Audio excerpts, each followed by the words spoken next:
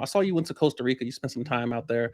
Mhm. What was that experience like? And did that involve any levels of, talks of God, or was that purely more of a grounding exercise? Uh, Full Mhm. disclosure, I'm like a closeted hippie, so whenever I see stuff like that, and I see like the ocean and bonfires and barefoot grounding Yeah.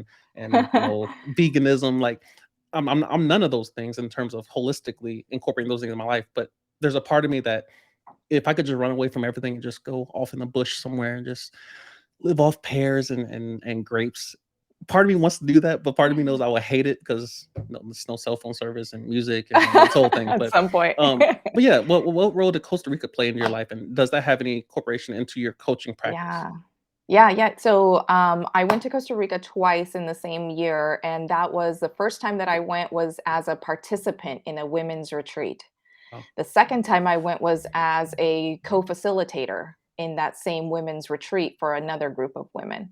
wow. So I really went the first time to like experience it as a Mhm. non-coach, right? Like I wasn't there as a coach. I wasn't coaching people. I was just there for Right. me and my own healing, and for me to be able to experience what it was like to be on that journey with a group of women that I didn't necessarily know or have met in advance, so that then when I was going to be essentially recruiting women into future retreats, I would know what the heck I was talking about, right? Right, right. But yeah, it was. I mean, it was one of the most beautiful experiences of my life. I'll always remember that, especially the first time that I went, which was for the purposes of my own, healing and growth journey. Mhm. I think that getting into a retreat setting is an extremely valuable experience that anyone who can afford it should have. Should like give yourself that experience as a gift, Mhm. to go to either a men's retreat or a women's retreat or a couples retreat if you're in a relationship, and that would be something that benefits you as a couple.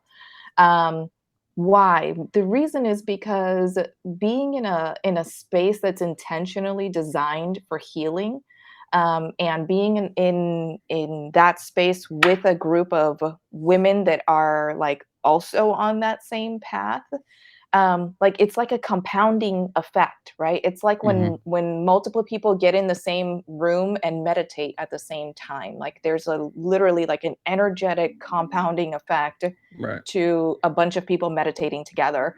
There's an energetic compound effect to a bunch of people doing healing work together.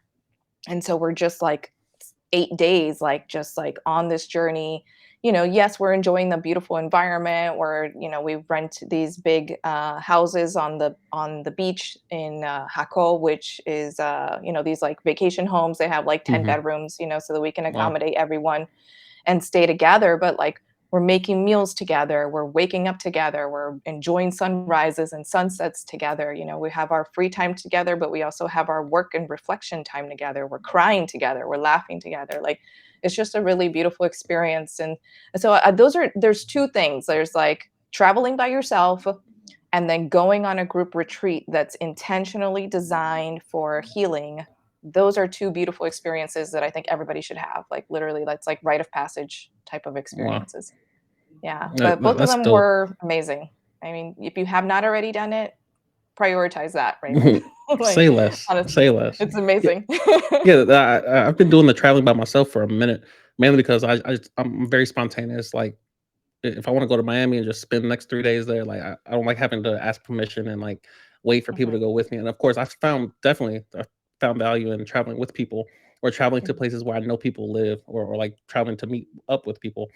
But yeah, there's definitely some merit as far as being able to just explore a city. Like the first time I went to Dubai, and of course, there's a me being a YouTuber and like the way I see the world through like a cinematic lens. I'm like, bro, yeah. I have to get that in 120 frames a second, bro. I have to get that shot. And so like I like taking my time, even with street photography, like just stuff that it's probably gonna get uploaded to Google Photos, and I'll probably never use it again after I post it to my stories or something. But there's a level of patience that comes with being able to travel by yourself. There's no agenda outside of the Mhm, one you put in place, and allows you to kind of mhm. I don't know. It's definitely falls in that category of that hippiness that I definitely enjoy.